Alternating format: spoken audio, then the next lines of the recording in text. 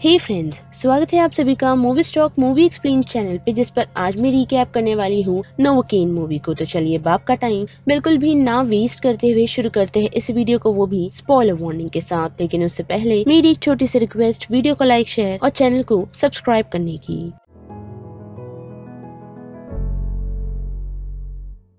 Film की कहानी Nathan नाम के एक शख्स पर बेस्ड है जो फिलहाल एक असिस्टेंट मैनेजर है। लेकिन इतना ही नहीं, बल्कि वो एक अजीब सी बीमारी से सफर कर रहा है जिस कारण उसे कोई भी दर्द महसूस नहीं होता। जी हाँ, यही नेथन की बीमारी है कि उसे किसी भी दर्द का एहसास नहीं होता। साथ ही साथ उसके बैंक में काम कर रही शेरी नाम की एक कोवर्कर उसे काफी पसंद है, पर अनफॉर्चुनेटली वो कभी उसे खुलकर बात नहीं कर पाया, क्योंकि नेथन एक काफी इंट्रोवर्ट शख्स है जो ज्यादातर लोगों से बातचीत नहीं करता। और ऐसे ही एक दिन हम देख पाते हैं कि जब नेथन खुद के लिए कॉफी ले रहा होता है तो शेरी गलती से उसे आवाज देते वक्त वो कॉफी नेथन के हाथ गिर जाती है, जिस कारण शेरी उसे माफी मांगती है और उसे लंच के लिए इनवाइट करती है, जिसे नेथन सरप्राइजिंगली एक्सेप्ट कर लेता है। और लंच के दौरान शेरी नेथन को एक पाई ऑफर करती है, जिसे नेथन मना कर देता है, यही कहते हुए कि उसकी बीमारी के चलते वो सॉलिड फूड नहीं खाता ताकि उस कारण वो अपनी जबान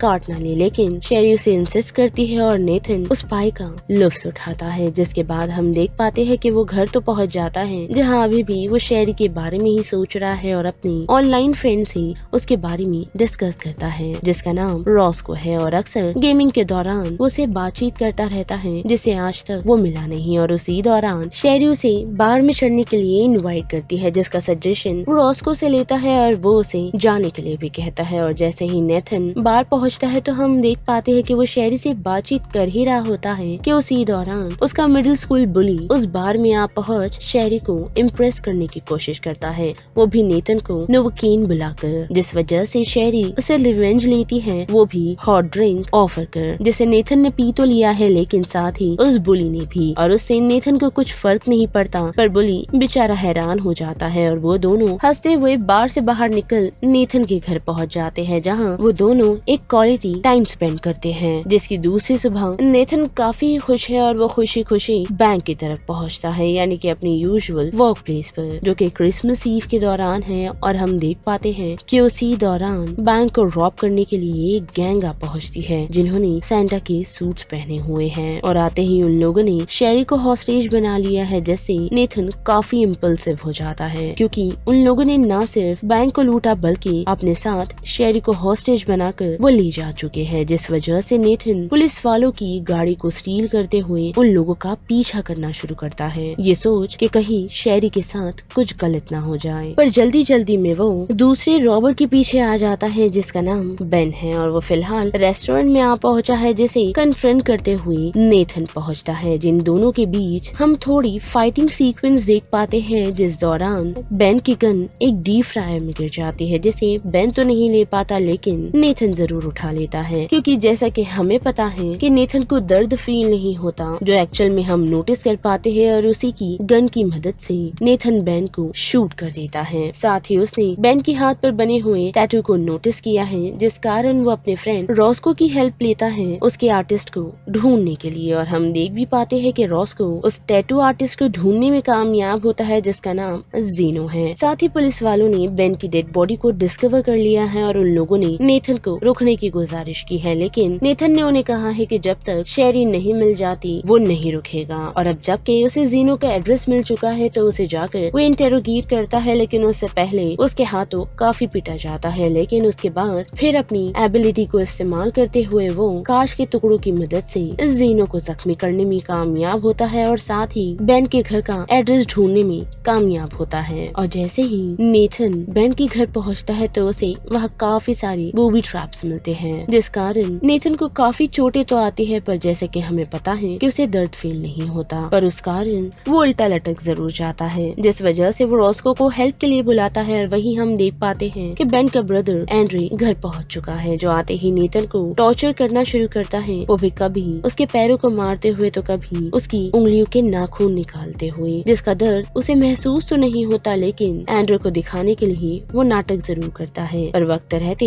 रॉस को वहां पहुंचने में कामयाब होता है, जहां दोनों मिल एंड्रू को ओवर पावर करने में कामयाब होते हैं और एक एरो की मदद से उसे मारने में भी, जहां से नेथन रॉस्को के कारण निकलने में कामयाब होता है, क्योंकि पुलिस वाले उस लोकेशन पर पहुंच चुके हैं, जो आते ही रॉस्को को अरेस्ट कर लेते हैं। साथ ही रॉस्को उन लोगों को नेथन के एड्रेस बताने को तैयार है ताकि वो लोग उसे जाने दे, और हम देख पाते हैं कि नेथन फाइनली शेरी की लोकेशन पर आ पहुंचता है, जहां उसके साथ जो शख्स मौजूद है उसका नाम सिमोन है और वो उसका भाई है, और उन लोगों ने शेरी के साथ मिलकर ही बैंक लूटने की प्लानिंग की थी। साथ ही उसका ओरिजिनल इंटेंट नेथन के साथ रोमांटिकली कनेक्ट होना था, ताकि वो उसकी मदद से बैंक वॉल्ट के कोड जान सके। पर अनफॉर्चुनेटली शेरी उसके लिए रियल फीलिंग्स डेवलप कर बैठी, जिस वजह से ही शेरी ने अपने भाई का ये प्लान ड्रॉप करने का डिसीजन बनाया था और उसके साथ इन्वॉल्व होने से मना कर दिया। और उसी वजह से उन दोनों के बीच बहस चल ही रही होती है कि सिमोन अपनी बहन को मारने ही वाला होता है, पर नेथन जिसने सिमोन की सारी बातचीत सुन ली है, वो उस वजह से थोड़ा शॉक में है और उस मौके का फायदा उठाकर वो शेरी को नहीं बल्कि नेथन पर अटैक कर देता है, जिससे वो बेहोश हो जाता है। और मौका देख वो उस पर यानी कि उसके सर पर कार चढ़ा ही रहा होता है कि उसी दौरान उसकी बहन शेरी उसे रोकती हुई पहुंचती है, जिसे चढ़कर सिमोन अपनी ही बहन को मारने की कोशिश करता है, लेकिन उसी दौरान पुलिस वाले पहुंच सिमोन को शूट कर देते हैं, जिससे शेरी और नेथन दोनों ही बच जाते हैं। लेकिन शेरी को हिरासत में ले लिया गया है, क्योंकि वो भी इस हाइस्ट में